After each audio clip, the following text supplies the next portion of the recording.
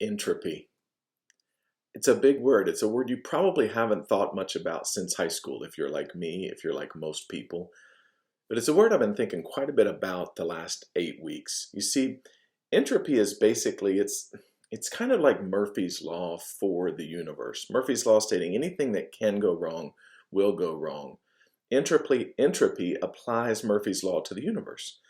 The second law of thermodynamics says that all things are moving towards disorder.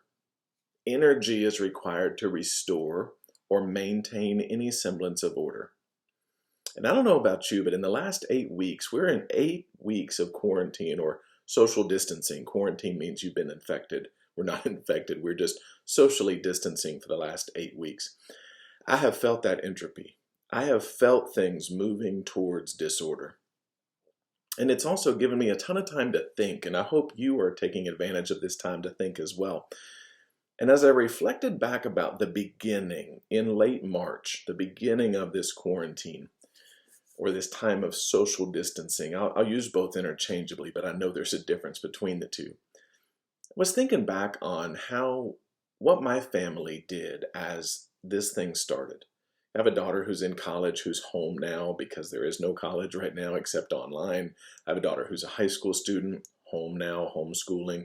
My wife is a school teacher. She's teaching first through fifth graders through Zoom, which is amazing because you hear teachers say, now, Johnny, you have to go away and put your shirt on and come back when you have your shirt on.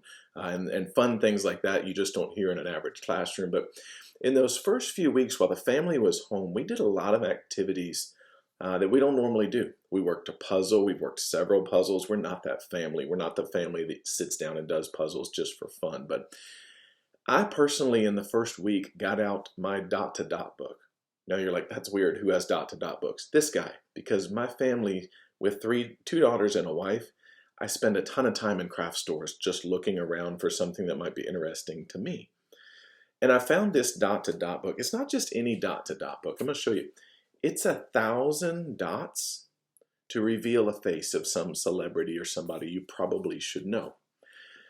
So week 1 of quarantine, I got that out and I just started working on a dot-to-dot. Now you can see from this one that I've not started yet that it's just a lot of dots. You have no idea what this is going to be. Now the book, if I go to the back, will tell me what it's going to be. But I don't like to do that. I like to just work dot by dot and let the picture reveal itself to me. So as I worked on that first one, now at my age, that involves a big desk lamp and some glasses to be able to see those dots, but I can still see them, I can still connect them. And as I worked through that first week, it took me a while because you can only do it so long. I have some ADHD issues, but as I worked through that and I connected each dot, some were 1/16 of an inch apart, some were 4 inches apart. It just depends on what the next number is.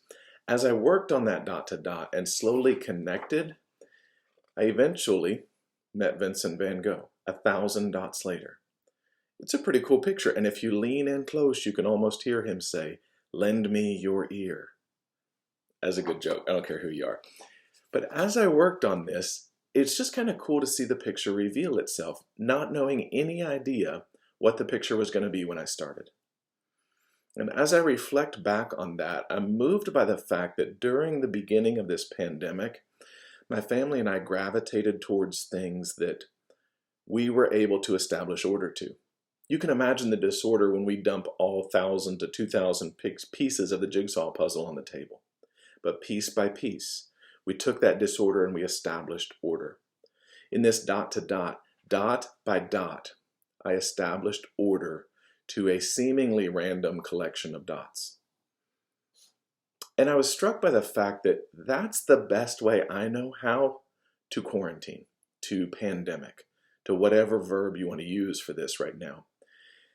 I have no idea how long this is going to last, no idea when it's going to be over. And focusing on that is really distracting. But the good news is, standing where I am today, I can see the next dot that I need to reach. For my business, for my family, for myself, I can see that dot and I can make it there. Once I'm there, I'll find the next dot. So during this time of pandemic, I want you to remember the dot to dots. Because I had no idea what this was going to be, but I knew someone created it. And I trusted them that if I followed the dots, the picture would reveal itself. During this pandemic, the creator of the universe has put a dot in front of you. You just need to reach it there today. Get to there. And then tomorrow, look for the next dot. Don't worry about what the whole picture is going to look like, because someone way smarter than you designed it before you were even here. Just make it to the next dot.